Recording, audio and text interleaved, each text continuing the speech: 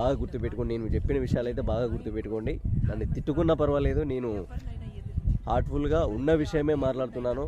కొంతమందికి నచ్చచ్చు, నచ్చకపోవచ్చు, నాకేం నో ప్రాబ్లం. నన్ను ఎవడు మెచ్చుకోవాల్సిన అవసరం లేదు.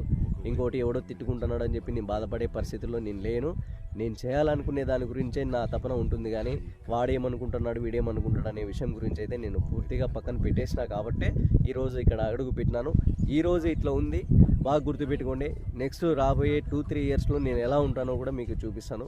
నా రేంజ్ ఏంది, నేను ఏ రేంజ్కి వెళ్తాననేది కూడా నేను గట్టిగా సవాల్ విసురుతాను ఈరోజు ప్రతి ఒక్కరికి కూడా. ఎవడైతే మనల్ని నెగిటివ్గా తీసుకునే వాళ్ళందరికీ కూడా నేను సవాల్ విసురుతా ఉన్నా. చూడండి, ఆ దేవుడు ఆపితే ఆపగలడు, కానీ ఈ మనుషులు, ఈ కుళ్ళుబోతు, ఈ రాజకీయాలు ఇవన్నీ ఎవడు కూడా మనల్ని అయితే ఆపడానికి మనకి అంత ఈజీగా అయితే మనం లేము. సో యువతకి ఒకటే చెప్తున్నా ఫైనల్గా, మీరు ఏదైతే చేయాలనుకుంటున్నారో అదే చేయండి. మన వాళ్ళని ఒప్పించుకోండి. ఒప్పుకోకపోయినా పర్వాలేదు, మీరు ఫస్ట్ దాంట్లోకి దిగండి. తర్వాత మన అనుకున్న వాళ్ళు మన వెనకే వస్తారు. సో మీరు అనుకున్నది కష్టపడండి. ఊరికే ఏదో వచ్చినాము, ఏదో స్టార్ట్ చేసాము, మళ్ళీ భయపడినాము, వెనక్కిపోయినాము అనేది అయితే చేయొద్దండి.